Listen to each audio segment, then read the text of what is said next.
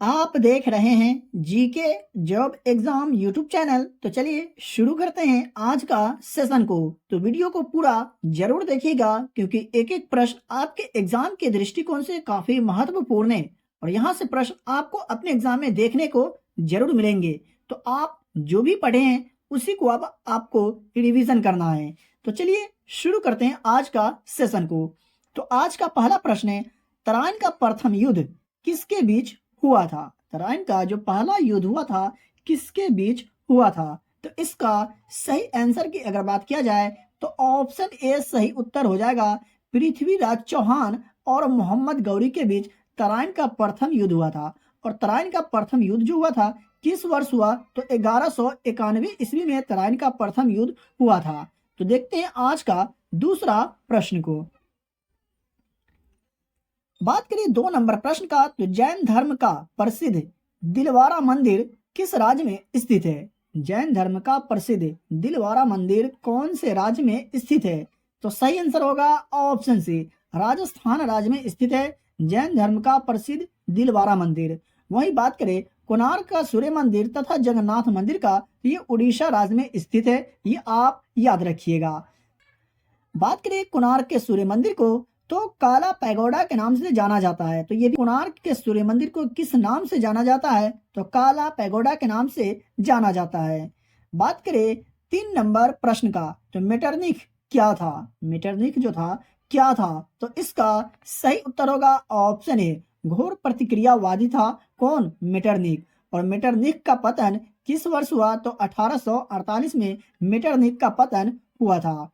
बात करें 4 नंबर प्रश्न का, तो वर्ष 1870 में कौन सा युद्ध हुआ था? वर्ष 1870 में कौन सा युद्ध हुआ था? तो सही आंसर होगा ऑप्शन डी, सेडान का युद्ध हुआ था वर्ष 1870 में। बात करें आज का 5 नंबर प्रश्न का, तो बात करें 5 नंबर प्रश्न का, तो निम्नलिखित में से किसने गदर पार्टी की स्थापना की थी? निम्नलिखित में से किसने गदर पार्टी की स्थापना की थी? तो इसका सही उत्तर की अगर बात किया जाए तो ऑप्शन सी सही उत्तर हो जाएगा। ए और बी दोनों, जी हाँ, लाला हरदयाल और सोहन सिंह भाकना गदर पार्टी की स्थापना किए थे। और कब? तो वर्ष 1913 में। तो ये भी आप याद रखिएगा। बात करें आज का 6 नंबर प्रश्न का, तो भारत की स्वतंत्रता के समय भारतीय राष्ट्रीय कांग्रेस का अध्यक्ष कौन था? भारत की स्वतंत्रता के समय भारतीय राष्ट्रीय कांग्रेस का अध्यक्ष कौन था? यानी वर्ष 1947 में भारतीय राष्ट्रीय कांग्रेस के जो अध्यक्ष थे कौन थे? तो इसका सही आंसर होगा ऑप्शन सी, जेबी कृपलानी भारत की स्वतंत्रता के समय भारतीय राष्ट्रीय कांग्रेस के अध्यक्ष थे। बात करें व्योमेश चंद्र बनर्जी का, ये भारतीय राष्ट्रीय कांग्रेस के प्रथम अध्यक्ष थे।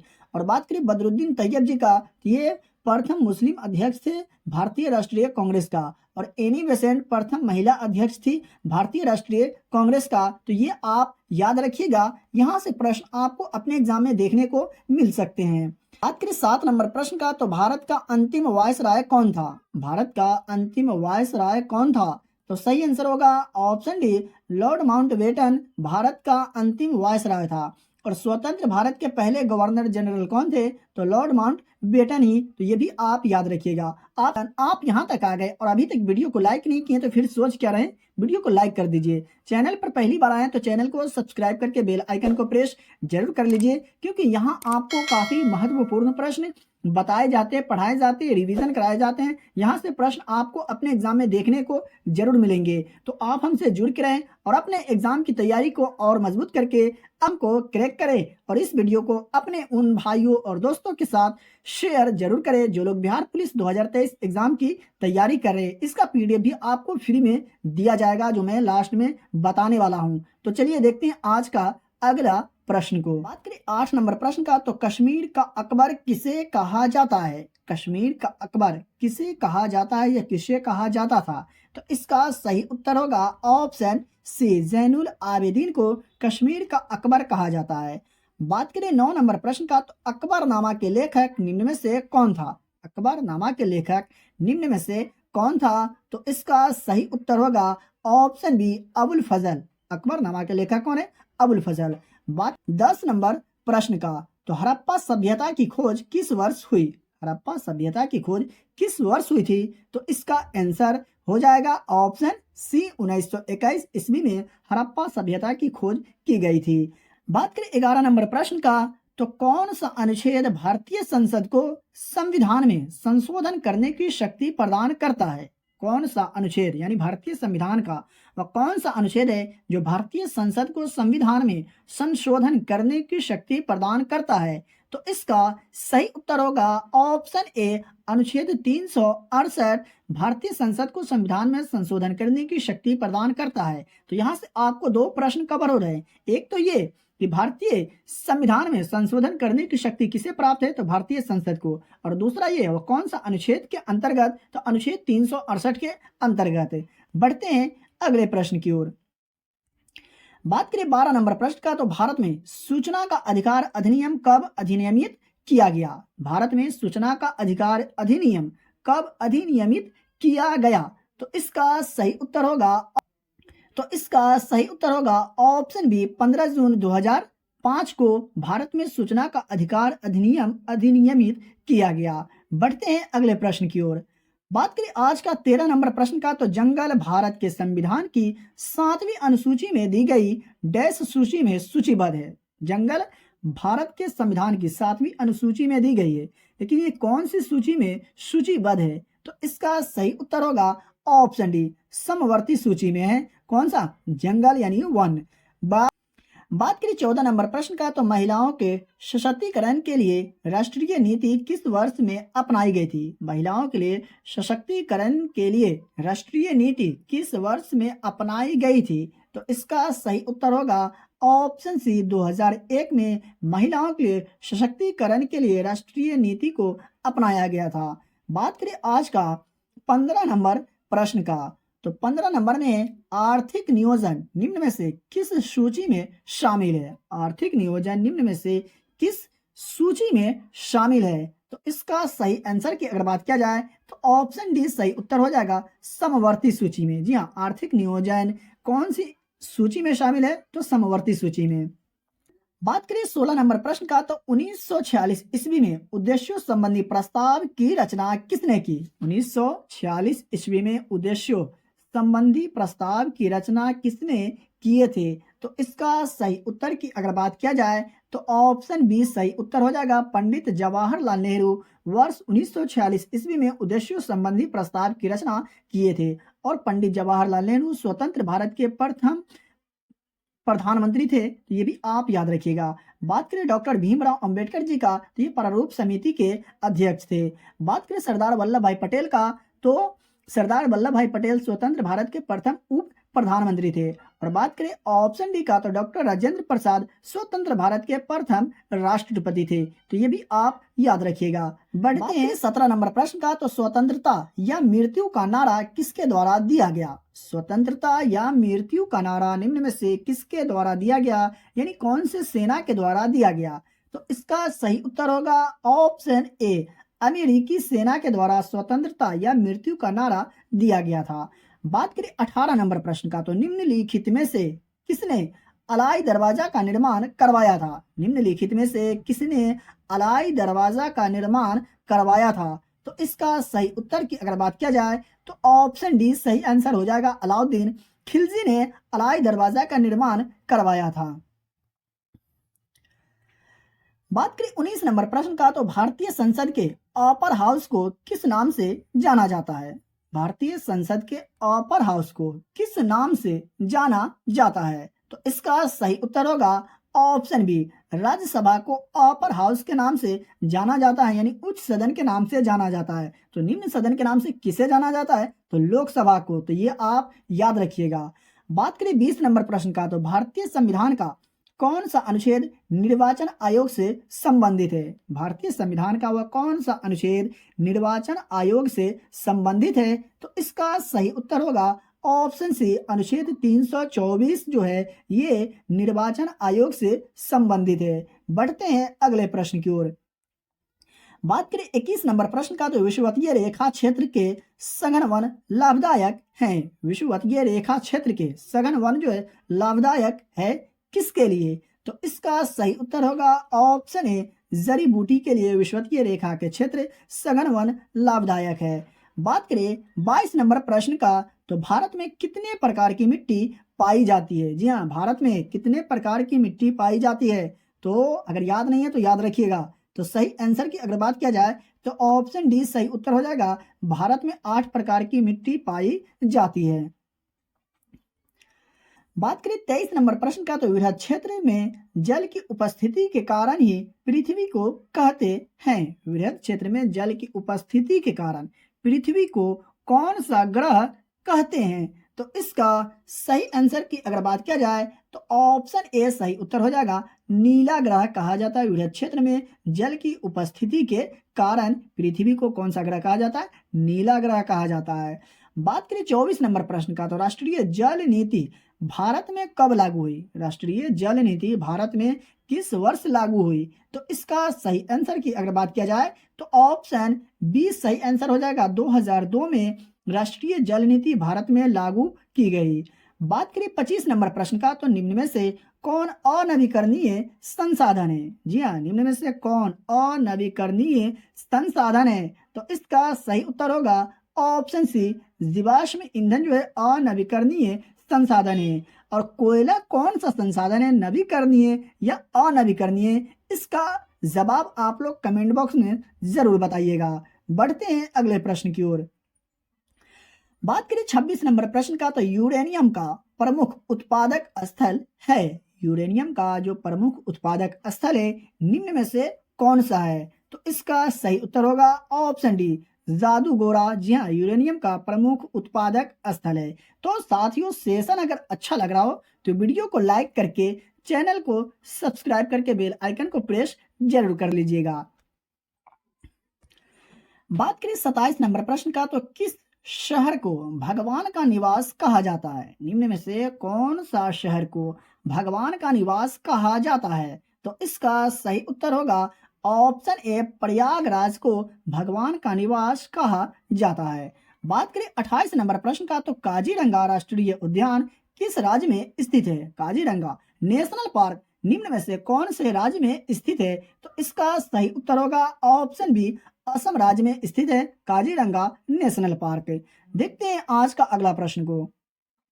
बात करें 29 नंबर प्रश्न का, तो पन्ना राष्ट्रीय उद्यान किस राज्य में स्थित है? पन्ना राष्ट्रीय उद्यान निम्न में से कौन से राज्य में स्थित है? तो इसका सही उत्तर होगा ऑप्शन बी, मध्य प्रदेश में स्थित है पन्ना राष्ट्रीय उद्यान। और मध्य प्रदेश को सोया प्रदेश के नाम से भी जाना जाता है, तो ये भी आप याद रखिएगा। बात करें 30 नंबर प्रश्न का, तो विश्व मौसम विज्ञान दिवस कब मनाया जाता है? विश्व मौसम विज्ञान दिवस किस तिथि को मनाया जाता है? तो इसका सही उत्तर होगा ऑप्शन सी, 23 मार्च को विश्व मौसम विज्ञान दिवस मनाया जाता है। बढ़ते हैं अगले प्रश्न की ओर। बात करें 31 नंबर प्रश्न का, तो उपभोक्ता व्यवहार का अध्ययन किया जाता है। उपभोक्ता व्यवहार का अध्ययन निम्न में से किसमें किया जाता है? तो इसका सही उत्तर की अगर बात किया जाए तो ऑप्शन बी सही आंसर हो जाएगा। सूक्ष्म अर्थशास्त्र में उपभोक्ता व्यवहार का अध्ययन किया जाता है। बात करें 32 नंबर प्रश्न का, तो भारत में योजना आयोग की स्थापना किस वर्ष हुई थी? भारत में योजना आयोग की स्थापना किस वर्ष हुई थी? तो इसका सही आंसर होगा ऑप्शन सी, वर्ष 1950 में भारत में योजना आयोग की स्थापना हुई थी। और नीति आयोग की कब? तो 2015 में। तो ये भी आप याद रखिएगा। 33 नंबर प्रश्न का, तो धन लक्ष्मी योजना किससे संबंधित है? धन लक्ष्मी योजना निम्न में से किससे संबंधित है? यानी ये केंद्र सरकार का योजना है या राज्य सरकार का? तो इसका सही आंसर होगा ऑप्शन ए, केंद्र सरकार से संबंधित है। यानी धन लक्ष्मी योजना केंद्र सरकार की योजना है। और इसे कब लागू किया गया? तो 2008 में। ये 30 नंबर प्रश्न का, तो भारत ने कागजी मुद्रा सर्वप्रथम कब प्रारंभ किया गया? भारत ने कागजी मुद्रा को सबसे पहले कब प्रारंभ किया? तो इसका सही उत्तर की अगर बात किया जाए तो ऑप्शन डी सही उत्तर हो जाएगा। वर्ष 1862 में भारत में कागजी मुद्रा प्रारंभ किया गया। बात करें 35 नंबर प्रश्न का, तो विश्व में हरित क्रांति के जनक कौन है? विश्व में हरित क्रांति का जनक किसे कहा जाता है या कौन है? तो इसका सही आंसर होगा ऑप्शन सी, नॉर्मन बोरलॉग जो है ये विश्व में हरित क्रांति के जनक है। अगर बात करें भारत में हरित क्रांति लाने का श्रेय किसे दिया जाता है? तो एस सुब्रमण्यम को। ये भी आप याद रखिएगा। बढ़ते हैं, बात करें 36 नंबर प्रश्न का, तो प्राकृतिक गैस मुख्य घटक है। प्राकृतिक गैस जो है निम्न में से किसका मुख्य घटक है? तो इसका सही उत्तर होगा ऑप्शन बी, मीथेन का। बात करें 37 नंबर प्रश्न का, तो कैंसर के इलाज में उपयोगी धातु कौन सी है? कैंसर के इलाज में कौन सी धातु का उपयोग किया जाता है? तो इसका सही उत्तर होगा ऑप्शन सी, कोबाल्ट का कैंसर के इलाज में उपयोग किया जाता है। बात करें 38 नंबर प्रश्न का, तो निम्नलिखित में से कौन सा रोग विटामिन कुपोषण के कारण नहीं होता है? निम्नलिखित में से कौन सा रोग विटामिन कुपोषण के कारण नहीं होता है? तो इसका सही उत्तर होगा ऑप्शन डी, अरक्तता जो है ये विटामिन कुपोषण के कारण नहीं होता है। बढ़ते हैं अगले प्रश्न की ओर। बात करें 39 नंबर प्रश्न का, तो विश्व ओजोन दिवस कब मनाया जाता है? विश्व ओजोन दिवस किस तिथि को मनाया जाता है? तो इसका सही उत्तर होगा ऑप्शन ए, 16 सितंबर को विश्व ओजोन दिवस मनाया जाता है। बात करें 40 नंबर प्रश्न का, तो प्रतिबल का एसआई मात्रक क्या होता है? प्रतिबल का एसआई मात्रक क्या होता है? तो इसका सही आंसर होगा ऑप्शन ए, पास्कल प्रतिबल का एसआई मात्रक होता है। बात करें आज का 41 नंबर प्रश्न का, तो चांदी का रासायनिक प्रतीक निम्न में से कौन सा है? चांदी का रासायनिक प्रतीक निम्न में से कौन सा है? तो इसका सही उत्तर होगा ऑप्शन बी, एजी जो है ये चांदी का रासायनिक प्रतीक है। और इसकी परमाणु संख्या कितना होता है? तो 47 यानी 47 चांदी का परमाणु संख्या होता है। तो ये भी आप याद रखिएगा। बात करें 42 नंबर प्रश्न का, तो सबसे आघात वर्धनीय धातु निम्न में से कौन सा है? सबसे आघात वर्धनीय धातु जो है निम्न में से कौन सा है? तो इसका सही आंसर होगा ऑप्शन डी, सोना। जी हाँ, सोना जो है सबसे आघात वर्धनीय धातु है। बात करें 43 नंबर प्रश्न का, तो कृत्रिम परिस्थितिकी तंत्र का उदाहरण है। कृत्रिम परिस्थितिकी तंत्र का जो उदाहरण है निम्न में से कौन सा है? तो इसका सही उत्तर होगा ऑप्शन ए, बांध, उद्यान, पार्क जो है कृत्रिम परिस्थितिकी तंत्र का उदाहरण है।